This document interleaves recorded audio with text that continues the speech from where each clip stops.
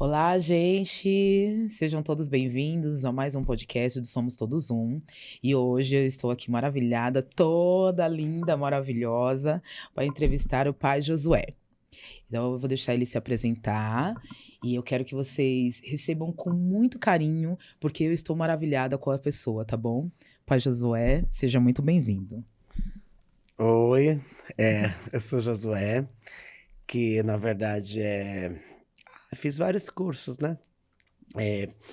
Fiz auxiliar, fiz técnico de enfermagem. Verdade. Depois posso ler o seu currículo? Pode. Gente, ele é maravilhoso. Eu recebi um currículo fantástico.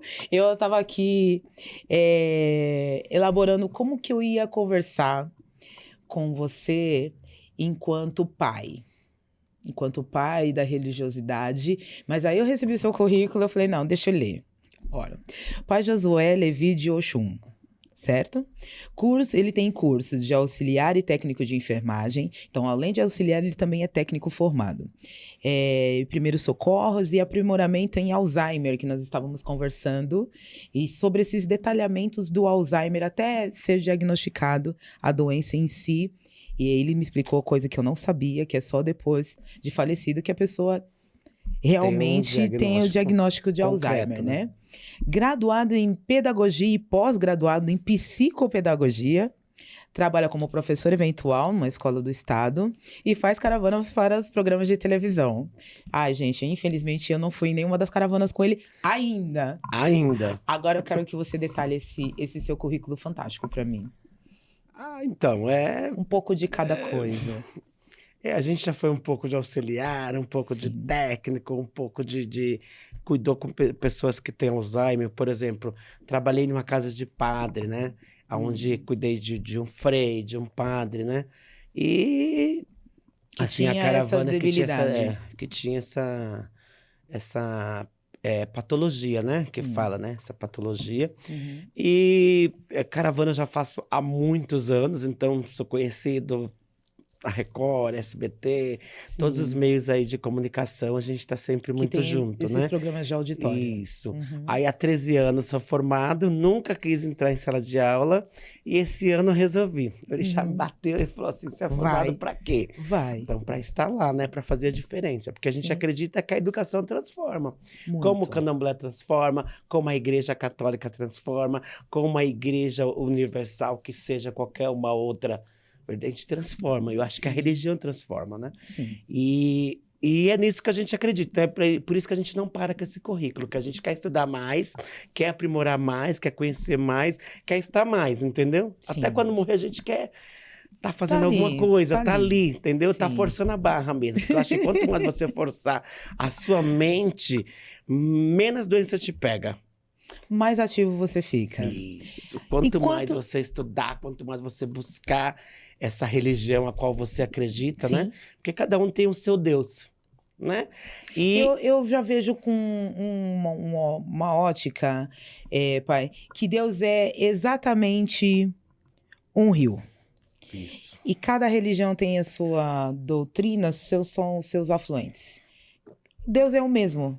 Independe da doutrina religiosa que você siga, que você prega, que você se identifica. O Deus é o mesmo. Por isso que aqui chama-se Deus, tem locais que eles chamam Alá, que chamam God, é o mesmo Deus, só muda a doutrina religiosa com qual você se identifica.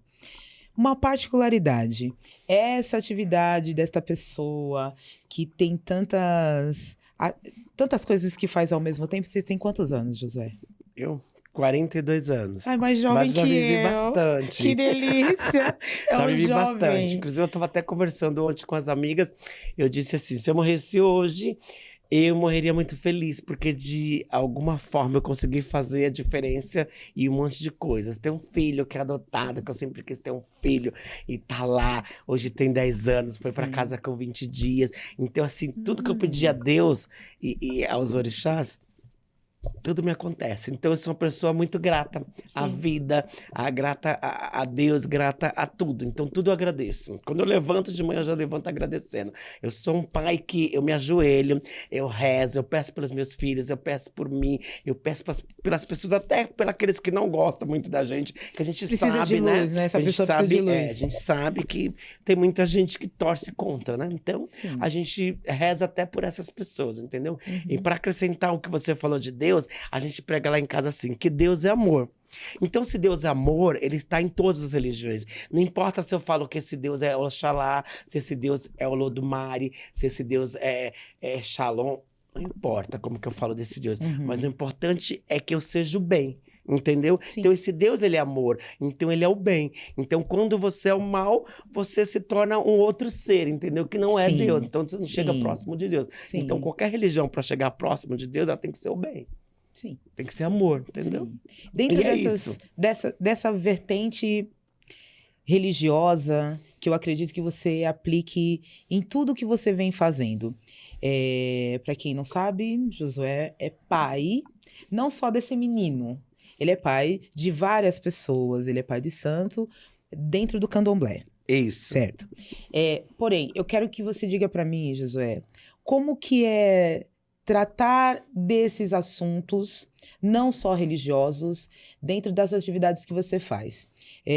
Porque eu acredito que as pessoas te cobrem muito pelo fato de você orientar demais pessoas. Então, enquanto professor na escola estadual, como que é orientar os seus alunos dentro de uma matéria, por exemplo? É muito distinto de que orientar um adulto, não sei se você dá aula para adultos, mas é muito distinto. Anos iniciais. Então. É bem diferente de você orientar um adulto dentro de uma doutrina religiosa, é muito distinto. Ou uma coisa vai somando na outra para você? Ser professor, ser técnico de enfermagem. Então, o fato de você ter esse conhecimento também dentro da área, as pessoas te buscam. Eu acredito que as pessoas... não, olha, ele é enfermeiro, ele entende disso. O fato de você ter essa denominação por atribuição de ser pai de santo dentro do candomblé, as pessoas te buscam para orientações pessoais.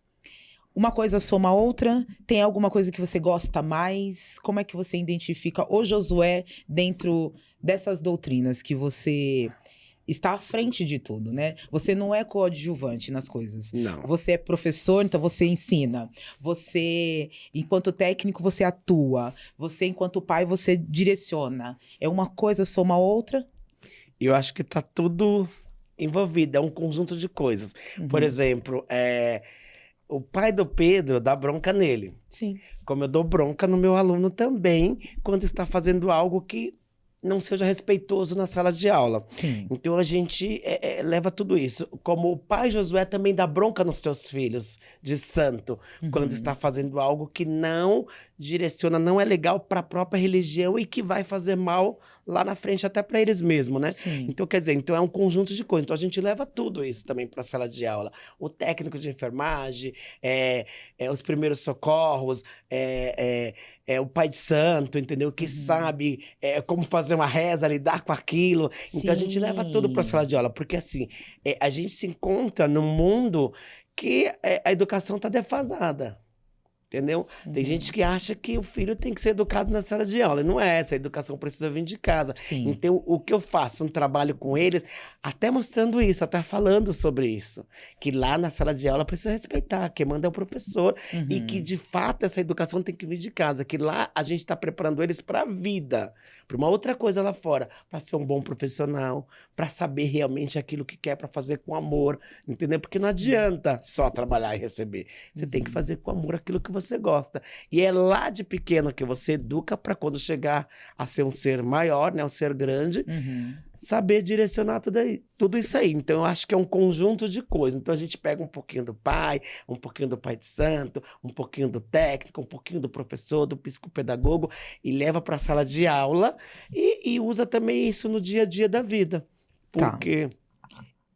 Desculpa te interromper. Pode falar. Enquanto professor, você tem essa autonomia? Porque assim, eu percebo que a época em que eu estudava, dentro da faixa etária dos seus alunos, o professor era uma autoridade dentro da sala de aula. Hoje, o professor ele tem uma grade curricular do que ele precisa apresentar, principalmente nas escolas municipais e estaduais. E essas políticas públicas, às vezes, eu acho que limita o professor. Mas você, enquanto a matéria que você leciona, você tem essa liberdade de aplicar a matéria, porque lá você é um professor que leciona uma matéria. Além de ser psicopedagogo, identificar umas dificuldades, falar, olha, esse aluno é assim, esse aluno é assado. Eu percebo que às vezes vocês são limitados em algumas coisas, porque é o que o governo faz com que vocês atribuam para esses alunos. Mas ainda assim você tem essa autonomia. Até um ponto B, né? Porque, na verdade, assim, ó, sendo professor eventual, então você entra na sala, você pode dar a sua aula. Desde que o professor também não deixe aquela aula pronta, porque, na verdade, você está cobrindo a falta dele. Então, você pode fazer as suas aulas. Por exemplo, quando eu vou para a escola, eu levo 3 tipos de aula. E aí, eu vejo a que melhor se encaixa naquela sala e dou aquela aula. Então, eu me preparo para aquilo. Sim. Então, é toda uma preparação. Mas o que você falou é real, o governo limita, né? Inclusive hoje, nos ensinos iniciais tem tablet, tem um monte de coisa, tem umas coisas que você tem que fazer e mostrar para o governo que está sendo feita ali pela internet, onde tem que cumprir aquele devido horário, naquele devido tempo. Então tem um dia que é determinado para isso. Para aula só naquele tablet, que é matéria que vai online. E muitos deles nem sabem ler e nem escrever. E aí você tem toda uma dificuldade com 23, 27, 25 alunos de ficar logando, de ficar toda hora, entendeu? Em cada carteira. Aí um te chama lá, outro te chama cá, outro te chama lá. E aí você não consegue produzir muito aquela aula. Então alguns avançam e outros, mesmo que você não queira, fica para trás. Porque não tem aquele conhecimento. Porque é o que eu disse, a educação vem de casa. Então tem uns que já têm a facilidade de uma internet em casa, de um celular. Entendeu? E aí ele consegue se manter muito mais rápido com o tablet. Consegue logar, consegue te ajudar também. Que alguns conseguem te ajudar, outros já conseguem ler. Então, aqueles que não conseguem, a gente sempre procura pôr um do lado do outro. Para poder, dando ajuda e a gente conseguir chegar...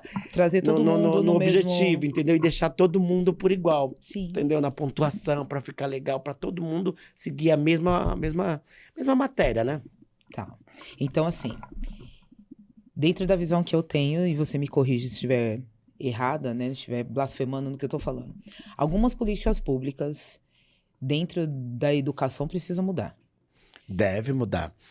Deve mudar e mudar muito, né? Sim. Hoje em dia, muitos professores ficaram sem dar aula.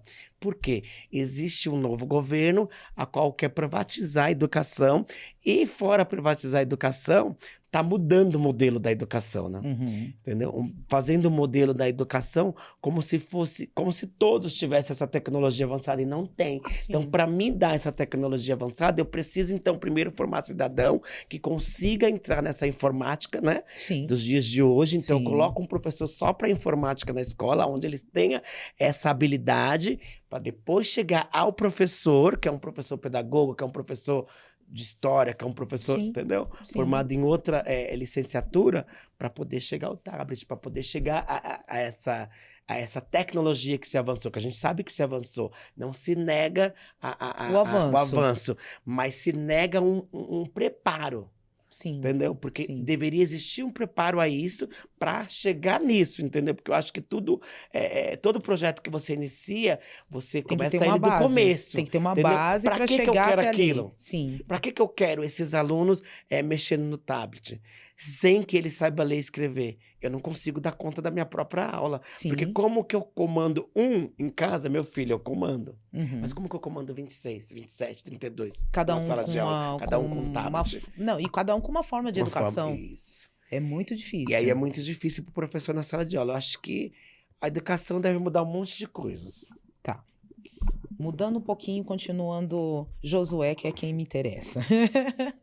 Enquanto pai de santo, essas doutrinas de educação também são aplicadas lá, acredito, até porque justamente isso, se dentro de uma base infantil já é muito distinta a educação de um para o outro, para um adulto, cada um teve sua vivência, isso se amplifica de uma forma gritante.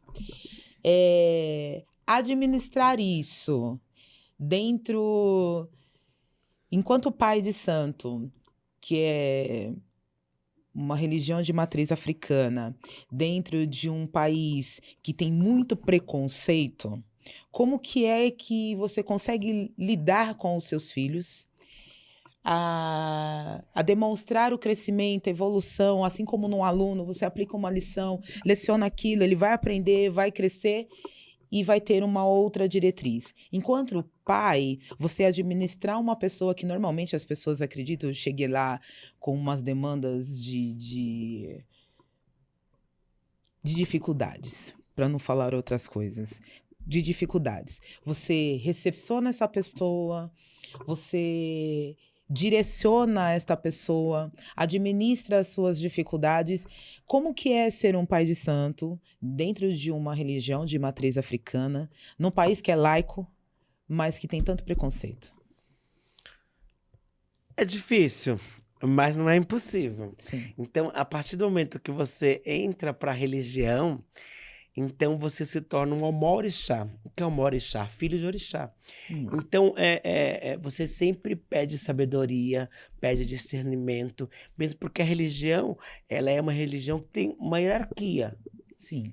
E ela precisa ser cumprida, essa hierarquia. Então, é uma escadinha. Você vai lá, você conhece esse pai de santo. Na verdade, ninguém raspa santo hoje. Vai lá e já faz o santo. Não, a pessoa vai lá, conhece aquele pai de santo, vê o jeitinho como ele é. E aí depois vai, entra na casa, faz o santo, toma um, que é tudo uma escadinha. Toma 1, toma 3, toma 5, toma 7. Quando ele toma 7, ele está se preparando ali para ser um babalorixá. E para cuidar dessas pessoas, né?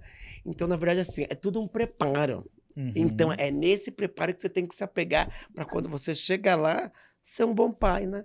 Porque aquele que não é um bom filho jamais poderá ser um bom pai. Eu acredito entendeu? nisso. Aquele que não abaixa para aprender, jamais ele vai poder se levantar para ensinar.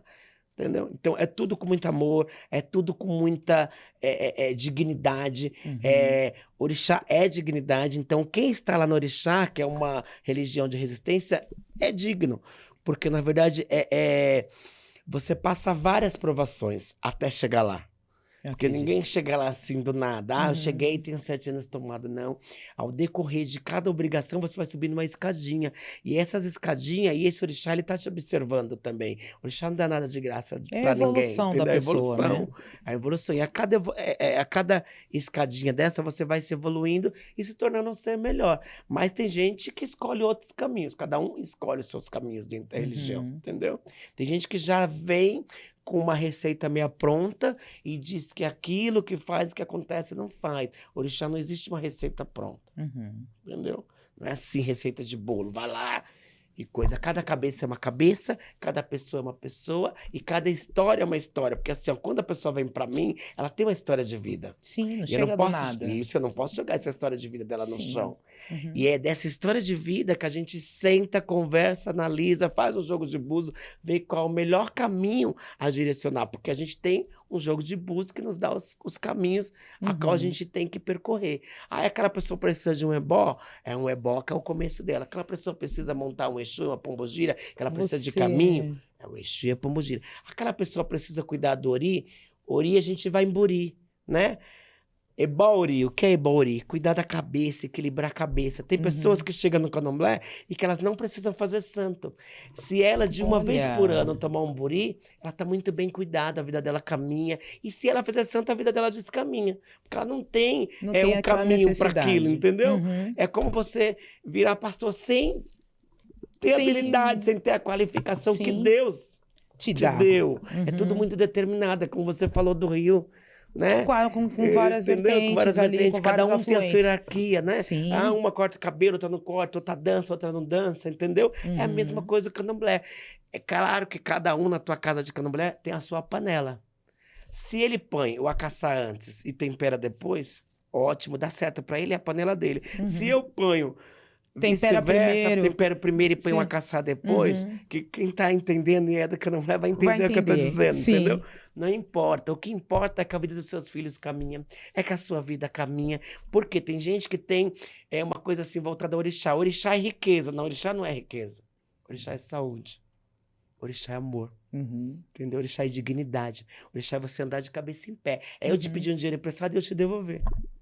É ser digno. Isso é orixá. É ser digno. Entendeu? Isso é orixá. Sim. É eu comprar algo no teu nome, ir lá e pagar. Chegar no dia, não dá uma de João sem braço. Ai, porque a minha vida isso tá aí difícil. Não é orixá. Não, sua vida tá difícil, mas quando você se propôs e a pessoa te propôs, ela não olhou se sua vida estava difícil ou não, ela quis te ajudar. Então você tem que ter empatia. Então isso é orixá. Então as pessoas entendem orixá como riqueza. O pai de santo tem que ter uma casa linda. O pai de santo precisa ter 2 carros, uma casa na garagem, um carro na garagem, uma casa com piscina. Nada disso. Orixá não é nada disso. Orixá nem tá nisso. Porque orixá, se você for uma casa de candomblé, orixá tá de pé no chão. Então, quem é mais humilde dentro desse culto? O próprio orixá. Porque é o ser humano que quer aquela coisa brilhosa, que quer aquela coisa... eu posso, então eu vou pôr. Não é assim. Hierarquia existe. Mesmo que você possa, você pode ter o dinheiro que for na minha casa. Você vai seguir todas as suas idades. Você tem 1 ano, a posição de você de 1 ano é assim. Você tem 3, a posição de você de 3 anos é assim. E a responsabilidade também. E a responsabilidade também. Assim, sucessivamente, ela vai crescendo, essa responsabilidade. Sabe por quê? Porque a cada idade que você vai tomando, vai criando muito mais responsabilidade. Vou tirar um. Fica à vontade. Vai criando muito mais responsabilidade. Por quê? Quanto mais você sabe do candomblé, mais você precisa executar. Porque o candomblé é uma religião que ela é oral. E braçal. Muito braçal, muito braçal. Muito, porque é uma religião que vem de lá de trás, do tempo da escravidão. O escravo não trabalhava? E muito. Entendeu? E às vezes não tinha nem o direito de comer. De comer, de professar sua religião. De ser quem era ele. Sim. Hoje, a gente tá numa religião que ela é de resistência, mas a escravidão acabou, mas a gente continua ralando muito para orixá. É isso. Hoje em dia, ainda eu vejo que mesmo a gente morando num país laico, em que você pode se identificar com qualquer uma diretriz, com qualquer uma doutrina religiosa, ainda assim tem-se muito preconceito dentro das religiões de matriz africana.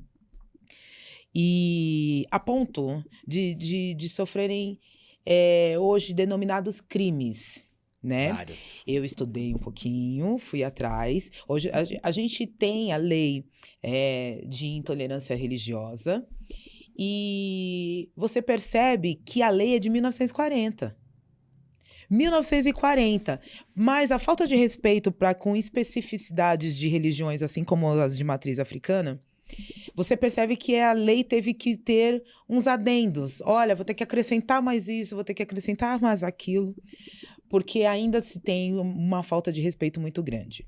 Então, a gente teve uma alteração na lei, né, em 2007, e também uma em 2019, muito recente, inclusive que se tem uma data, dia 21 de janeiro, se comemora seria aí a data de intolerância religiosa. Dentro desse país, com tantas culturas distintas, porque a gente não tem só brasileiros aqui, né? Desde que a gente entende Brasil enquanto colônia, a gente tem um país que foi recebendo um montão de imigrantes.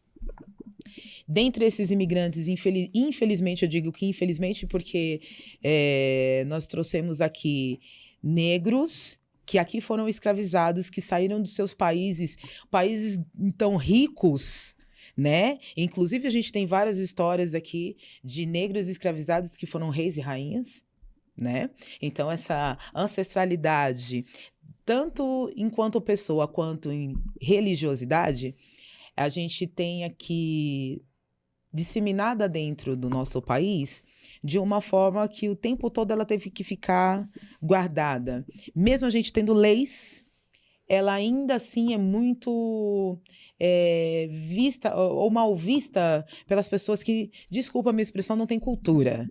Porque a pessoa que tem cultura e se dá o direito de aprender a respeitar a religião das outras pessoas, conseguem entender qual que é a sua expressão. Como que você chega a Deus? O que eu quero te perguntar? Enquanto professor, né, você ensinar as pessoas a respeitar a religião dos outros. Enquanto pai, como que você vê essa intolerância religiosa? Eu acho que, assim, falando, Josué Pessoa, Josué Pai de Santo, Josué Professor, eu acredito que não deveria existir intolerância religiosa, deveria existir respeito religioso. E eu acho que, por ser um país laico, né? A gente deveria todos ter a mesma abertura, todos ter o mesmo caminho, entendeu? Sim. Olha, eu preciso chegar lá, então com quem eu vou falar? Com fulano. E esse mesmo fulano atender a todos, entendeu? Que nem hoje a gente vê na própria política, né? Aquela bancada evangélica, sim, não estou falando mal, mas tem que dizer, sim, que só cuida do próprio evangélico. Eu acho que se a gente é um país laico, se você está lá, você está para governar. Para qualquer cidadão. Qualquer cidadão. E não impor lei, impor posição só para aquele... distinto do aquela seu... religião, entendeu? Olha, eu vou te favorecer porque você é da minha religião. Então, acho que falta nesse governo, né? Respeito. Respeito, entendeu? Intolerância não, porque eu acho que deveria ter respeito. Porque qualquer religião acho que tem que ser respeitada e não tolerada. Quando eu te tolero... eu tô tentando te engolir. Não tô Talvez flexível. Eu te suporto, entendeu? Talvez eu te suporto quando eu te tolero. Então, nada de intolerância. Respeito. Respeito acima de tudo, porque eu acho que ele cabe em qualquer lugar. E ele vem desde o bercinho da mamãe e do papai, entendeu? Sim. E o candomblé é cultura. Entendeu? O candomblé é cultura. E não foi eu que inventei.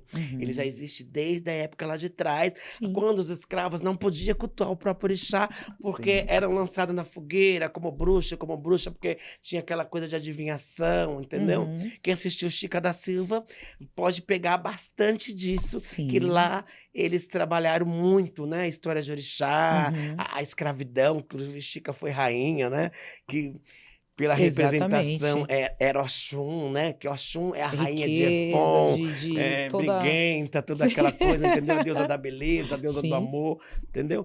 Então, a coisa já existe desde lá de trás.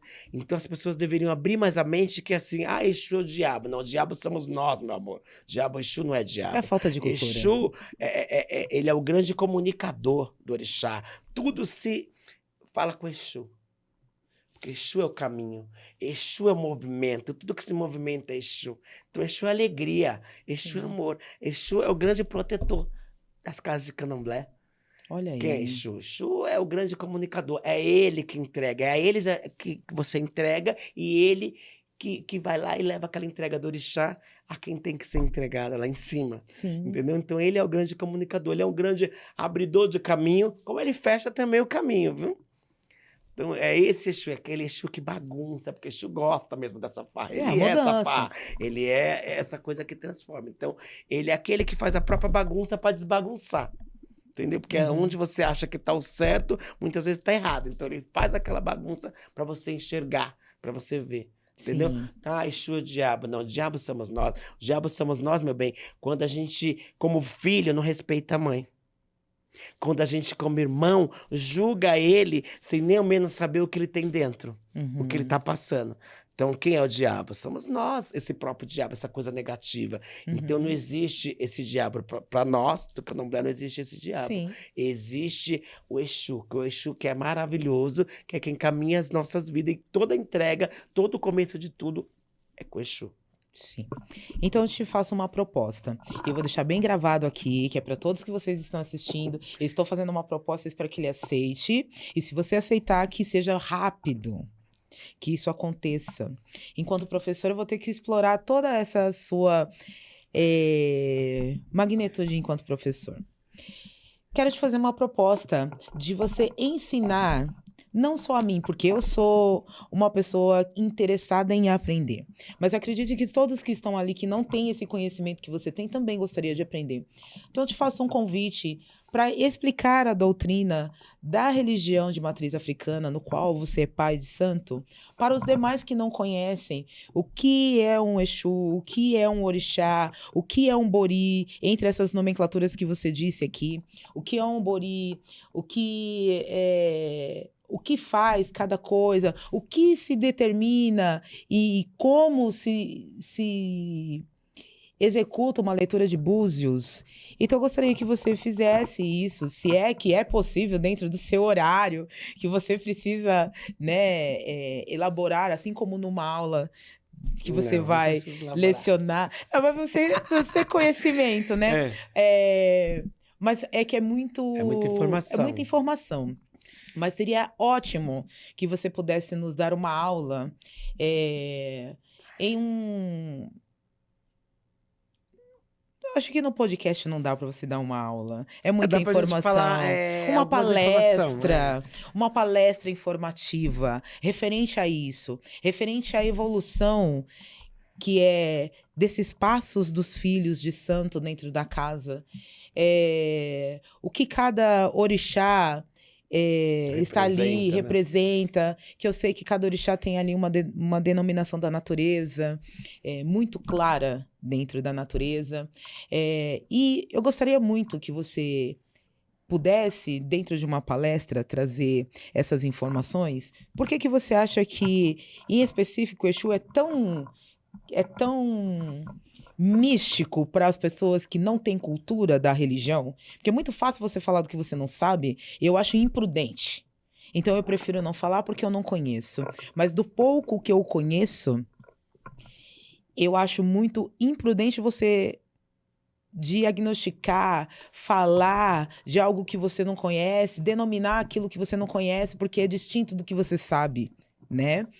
Eu gostaria de fazer essa proposta, avalia com calma, mas é uma calma não morna, é uma calma quente, porque a gente tem sede desse conhecimento. A Carla tem sede desse conhecimento. Acredito que as pessoas que não tenham conhecimento, assim como eu, também têm sede de conhecimento.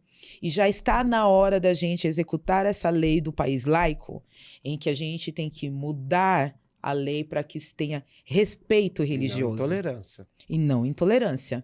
Há a possibilidade de você fazer uma palestra pra gente? Há possibilidade, sim. Eu arranjo lugar, hein? Porque você aqui demonstra pra mim ser uma pessoa que gosta disto. Amo. Gosta de falar disso. Adora desmistificar essa coisa lendário, negativa, né? A coisa negativa da religião, principalmente. Mas eu, sinceramente, acho que é mais falta de cultura. Eu sou uma mulher adulta, mãe, que foi doutrinada dentro da religião católica. Mas pelo fato de eu usar turbantes, colares, eu ganhei uma guia. Essa guia é de preto velho, não é isso?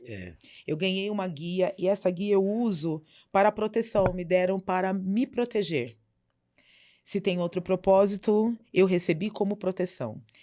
Então, automaticamente, as pessoas me vinculam como alguém que é da doutrina de religiões de matriz africana, que eu ainda não sou. E eu não sou ainda por falta de conhecimento, por falta de coragem. Muito de falta de coragem. É muito sério. Para você ir e aprender e se entregar a algo que não é só para os curiosos. Não. É uma evolução pessoal, é uma evolução espiritual. Então, eu acredito que eu não fui buscar esse conhecimento, essa evolução ainda, porque tive medo por um bom tempo e acredito que não seja brincadeira só de curiosa. Eu não quero que seja só para... entendi. Eu já vi que não funciona assim. Não. Se eu quero entender, eu tenho que praticar. E se eu não praticar, eu tenho que participar. Então, a palestra referente a isso acrescenta muito a minha sana, um pouquinho, a minha sede de conhecimento. Eu acredito que para os demais que estão aí, que não têm esse conhecimento, acredito que você seja essa pessoa que tem, vai além de dom. É gosto, É amor, né? É amor. Isso é amor, é humildade. A desmistificar essas coisas. A proposta está aqui firmada. Eu quero te fazer um convite que você aceite de bom grado. Porque eu acredito que não tenha ninguém mais, assim, intenso, que esteve aqui conosco, que vá fazer com que a gente enxergue que essas políticas públicas precisam ser alteradas. Sim. Urgência, né? O que você gostaria que fosse mudado? Não só dentro da religião, não só dentro das doutrinas enquanto professor, legislando ali, se pudesse ter o poder da caneta. Eu acho que toda casa de candomblé, né? Vamos começar por lá. Deveria não só fazer o culto voltado aos orixás, que orixás são elementos da natureza, né? Que a gente vai depois lá na frente, né? Na palestra. Abrir mais esse campo. Estão todos convidados. E vamos até trazer algumas pessoas que se transformaram na religião e que pode dar esse apoio aí, mostrar que a religião existe, não só agora, mas já existe há um bom tempo e que ela transforma sim, entendeu? E não é ninguém comprado não, é gente da religião, que a gente tem foto, tem vídeo que mostra que foi iniciada a raspada e que tem a idade que tem e que pode dizer dessa transformação, né? Sim. Eu, por exemplo, fui transformado, porque de fato, eu como Josué era Kátia, eu era de mulher. Sim. Eu fiz santo, não que isso, né, é uma coisa ruim, mas é uma outra coisa que abre as portas para outros caminhos. Depois de lá, né, que eu vou fazer 22 anos de santo, né, agora em novembro. Depois de lá a vida mudou, então as coisas se transformou, então tudo se transforma, o orixá é essa transformação. E voltando lá, o que deveria ser essa casa de candomblé, ou esse terreiro de umbanda?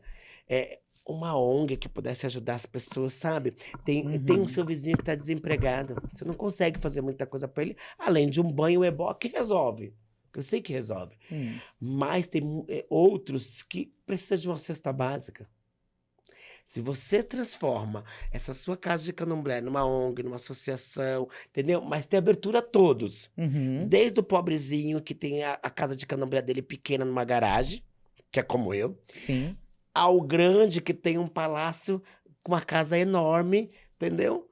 Que se transforme isso para ajudar pessoas. Não seja só lugar de valores. Com o ebó é tanto, com o buri é tanto, com o jogo de búzios é tanto. Porque a gente tá cansado de ver algumas pessoas também da própria religião mistificando o próprio orixá. Entendeu? E trazendo essa religião como valores. E não é valores, é amor. Porque o orixá, que é os elementos da natureza, ele não te pede R$1 para estar lá. A natureza tá aí de graça. A flor nasce. Se você vê a cachoeira, a água doce, Oxum, Uraiê, minha mãe. Se você vai na praia, você vê aquelas ondas, Iemanjá, Odoiá, Eruiamim, e assim por diante. Todos nós devemos a Ogum, porque o Ogum é o grande ferreiro, né? É o dono da faca, a faca que você corta seu pão, a faca que você corta teu alho. Vem do Ogum.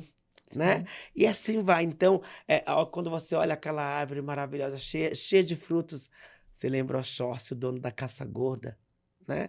E assim vai. E todo alimento que se põe na mesa. Todo alimento que se põe na mesa, ele foi caçado, ele foi buscado, ele foi trabalhado, né? Sim. Então, é tudo voltado ao orixá. Então, se a gente ficou falando de orixá, eu fico falando 10, 20 dias aqui de orixá sem até dormir, porque é muita coisa. Eu digo que o candomblé é uma faculdade que a gente nunca vai se formar. Porque sempre tem uma informação nova, sempre tem uma cabeça nova para você cuidar, tem alguma coisa diferente para você fazer, entendeu? Aparece gente em todos os lugares. E às vezes tem até coisa que você acha que não vai dar conta, você tira um ebó, você faz uma obrigação, você dá jeito. Porque é o orixá que está à frente daquilo tudo, não é você. Porque o grande lá em casa, como eu digo, todas as vezes eu vou continuar dizendo, não é o pai Josué. Não é o filho de santo tal que roda em tal, que faz tal. É o grande, é o orixá. É o orixá. Ele que manda, é ele que suporta tudo, ele que segura tudo e carrega tudo. Então, assim, a gente não é nada perante o orixá. Mesmo porque o Josué pai vira filho. quando tá tomando as suas obrigações também. Senta no chão, dá do bale paó, que para quem entende, tá entendendo o que eu tô dizendo. Então, a gente passa de pai a ser filho. Então, assim, a gente nunca vai ser par por completo. A gente é pai, a gente é filho, a gente é pai, a gente é filho. Tá em constante evolução. Porque está em constante evolução e precisa se cuidar. Então, aquilo às vezes vem para te derrubar, então você vai lá também tirar um ebó, você também toma banho de santo, você não é diferente do teu filho, só o que muda é que Deus Orixá te colocou num tamanho maior, numa idade maior para que você cuide deles, e assim por diante. Então, Candomblé é hierarquia, e além da hierarquia o respeito é acima de tudo, respeito e amor. Se você tiver respeito e amor e seguir a hierarquia, você se dá muito bem, porque o Orixá é aquele que não te trai. De jeito nenhum, o Orixá tá sempre contigo. O Orixá não te trai nunca nessa vida. Não te trai, não te abandona, te direciona. Não te trai. Todo mundo pode te trair. Todo mundo pode te deixar no meio do caminho, mas o Orixá nunca esquece de você. E a hora que você chora, a hora que você pede, o Orixá tá ali. Então, dentro das políticas públicas que nós temos hoje, que já virou lei, né? Já começaria por aí. A troca da nomenclatura para respeito religioso. Respeito e não intolerância. E que as casas tivessem não só o culto, né? Mas culto que religioso, pudesse ajudar mais a comunidade. Através fazer um papel social, né? Fazer um papel, fazer um papel social ali na comunidade, até para que a comunidade visse como uma cultura, né? E não como o demônio, né? Então, fazer algo de bom também, né? Porque Orixá é a bondade. Sim. Entendeu? Então, se você não prega ela, se você não faz nada para mudar isso, como você transforma isso numa coisa melhor? Então, porque aí você traz aqueles filhos até, porque chega alguns filhos ruins também, alguns filhos cheios de maldade, então você transforma fazendo bem, né? Isso a sua maturidade enquanto já pai, né? Passou por todos esses processos. Você colocou que às vezes você tem que ser filho, porque você recebe alguma demanda que te desequilibra, você precisa fazer um banho de proteção. Mas ainda assim você recebe esses futuros filhos, ou só uma pessoa que está lá te pedindo orientação, identifica este problema. Este problema te abate de um ponto que falou, opa, não, esse problema é seu, eu vou te ajudar a resolver. Ou tem coisas que acabam te atingindo porque é uma demanda que chega até você e não foi para outra pessoa. Também. É um conjunto de coisas nessas demandas. É como eu digo, na verdade, assim, a pessoa não tem inveja do seu dinheiro, mas ela tem inveja da sua alegria. Tem inveja do seu brilho. Quando você tá gastando esse dinheiro, porque a sua alegria tá ali dançando, tá ali vivendo. Então, a raiva dela, ela não tem raiva porque você trabalha. Não tem inveja de você trabalhar. Não tem inveja de você trabalhando porque ela não quer aquilo. Mas ela tem inveja do teu brilho, do teu sorriso, das tuas conquistas, mas não o seu trabalho, porque ela não quer trabalhar. Porque se ela quisesse trabalhar, ela não teria inveja de você, né? E assim, a inveja, tem gente que fala inveja de pobre, inveja de não sei o que lá, mas não é isso. É inveja de outras coisas, de riqueza que a pessoa não tem mesmo. Sim. Porque ela não tem brilho, ela não tem conteúdo, ela não tem textura, ela não tem alegria. Entendeu? Ela não é feliz com ela mesma, ela não tem paz. Então, ela atormenta a vida do outro. Então, ela procura mesmo jogar mandinga. Ela fala mal e assim por diante, entendeu? E isso às vezes atinge você. Atinge a qualquer ser, né? Porque assim, não é porque você é feito de orixá, não é porque você é um pai que você é brindado de tudo. Você ri, você chora, você vai ao banheiro, você fica doente. Assim, eu sou ser humano. Pai, então eu sou pai, na fila do pão eu vou passar na frente. Não, na fila do banco eu sou o primeiro. Não, você não é. Porque você é pai lá na tua casa, você é babalorixá lá na tua casa. Quando você sai dali pra fora, você é um ser humano, um cidadão como todo mundo. E todo mundo tá arriscado a apanhar, né? A levar um tapa, a cair, a levantar. Então, esse pai, ele é o grande rei. Não é o grande rei, e nunca vai ser. Porque o grande rei é o orixá, o grande rei é Deus, né? entendeu? Então, a gente não tá livre de nada disso. Então, por isso que eu disse, às vezes você é pai, às vezes você é filho, porque você também precisa se cuidar. E dentro dessa religião do candomblé, a gente tem as nossas idades que a gente vai tomando e que depois do 7 vai virando a Jodu. Por exemplo, você tomou 7, depois você vai tomar 14. Né? Depois você vai tomar 21. Que de 7 em 7. 21, vou tomar 21. Parabéns. Mas você não deixa de se cuidar ao decorrer dessas idades. Todo ano você vai tomar um buri, que é para equilibrar a cabeça. Você vai tirar os seus ebós, você vai se cuidar. Porque assim, se você não está bem, como que eu posso mexer na sua cabeça se eu não estou bem? Entendeu? Tem quem prepare isso para você? Tem, minha mãe de santo, né? Tem minha mãe a cada prepara, 7 anos, né? você vai para lá. Tem uma dúvida. Não é dúvida. É uma curiosidade. Você é pai de santo em uma casa de Umbanda, formado e feito no candomblé? Eu? É. Não, eu sou pai de santo do candomblé. Do candomblé. Mas eu feito no candomblé. Feito no candomblé, mas eu vim de Umbanda. Tem minha pombogira que é de Umbanda, porque geralmente no candomblé, lá na parte antiga, não tinha Exu, não tinha pombogira, que rodava no corpo, tá? Porque Exu e pombogira já é Exu, né? Desde lá de trás, que é o Exu que dá caminho, que é o Exu que começa tudo, entendeu? Então já tem. Mas no corpo, né, do ser humano, existia em casa de Umbanda. E isso foi se aprimorando, a tecnologia foi avançando, porque você vem de lá, então não te tira o que você tem. Sim. Agrega o que você tem e te cresce mais. Mas o candomblé é puro mesmo. Ele só tem orixá, erê e caboclo. Olha. Esse é o candomblé puro, né? E aí essas coisas vêm de Umbanda, o preto velho, o marinheiro, entendeu? Boiadeiro. A pombogira, o boiadeiro, tudo isso se agregou de lá. Então eu venho de lá e foi somando. Fui pro candomblé, raspar, fazer santo e assim por diante. Hoje eu tenho filha, por exemplo, a mãe Hilda, né? É de Umbanda. Mãe Hilda de Umbanda. E ela é minha filha, né? A qual a gente tem o maior respeito e eles me respeitam muito. Então são somas. São somas. Eles me respeitam muito e têm até mais amor do que muita gente do candomblé. Porque Umbanda é muito paz e amor, muito... eles seguem muito mais a hierarquia do que muita gente do candomblé que acha que é Deus. Então não segue os preceitos, não segue o caminho que tem que seguir. Por exemplo, quando você faz santo, durante um ano você tem que pôr branco toda sexta-feira. Você não pode ir na praia. Você não pode ir na cachoeira, você não pode ir no cemitério. Eita. Durante um ano. Porque você renasceu, você teve a chance de uma nova vida quando você faz orixá. Isso na Umbanda. No candomblé. No candomblé. Você tem a chance de uma nova vida. E como criança, como que você vai na praia? Você nasceu.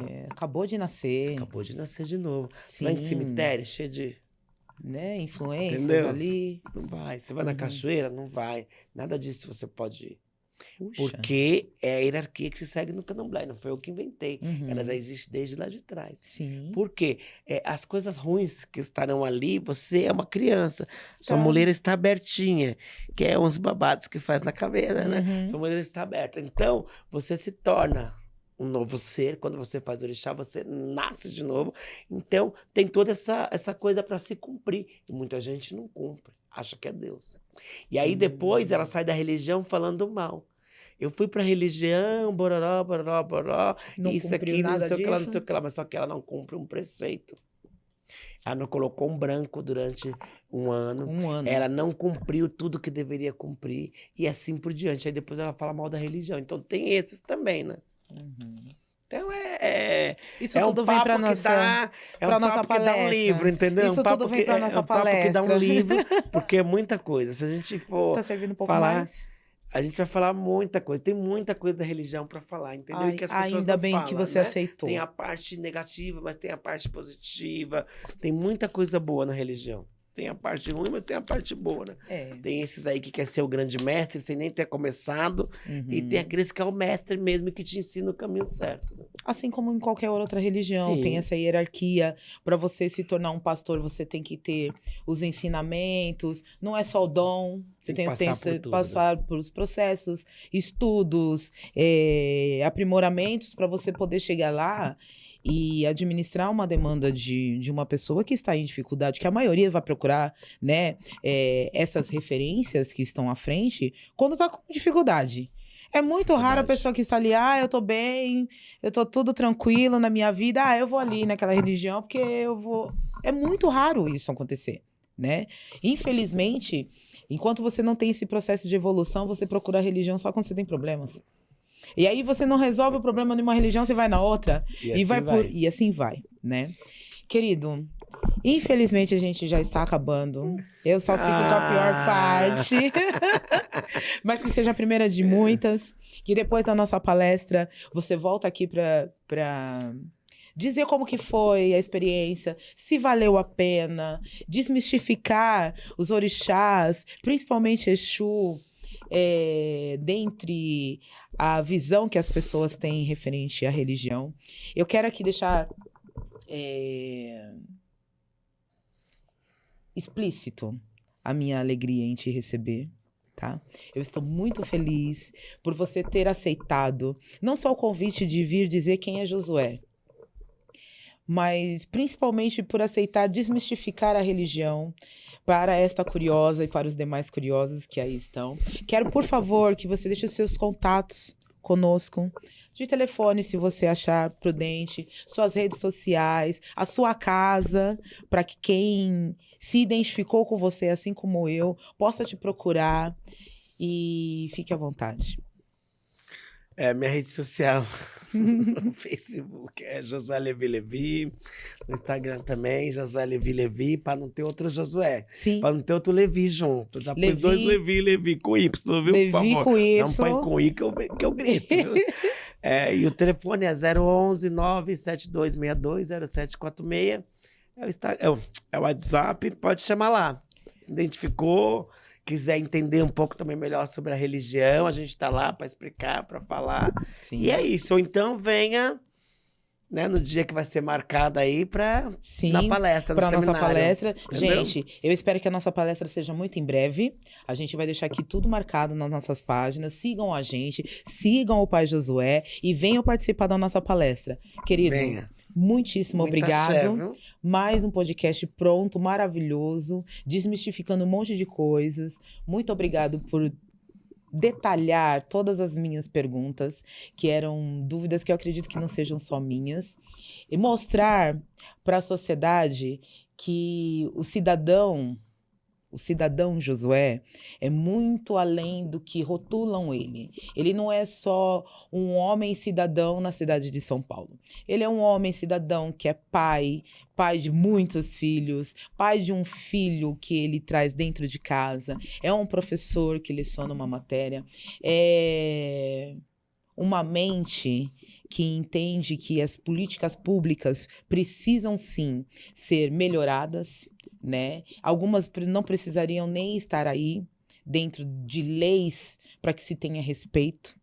Então a sua denominação da lei de intolerância para mim é muito mais administrável se as pessoas conseguissem enxergar um respeito religioso, né, dentro de um país laico. Eu fiquei maravilhada mesmo em ter essa facilidade de conversar com você dentro da bagagem que é a sua pessoa, né? Você é de uma humildade tão grande para a bagagem que você traz. Eu não tenho este dom, mas sinto, assim, de uma humildade gritante que vem de você, que expande no ambiente, assim como a sua alegria. É contagiante a sua alegria de falar de você, falar do que você entende que seja prudente e melhor para uma vida. Não só a sua, para a vida de qualquer um.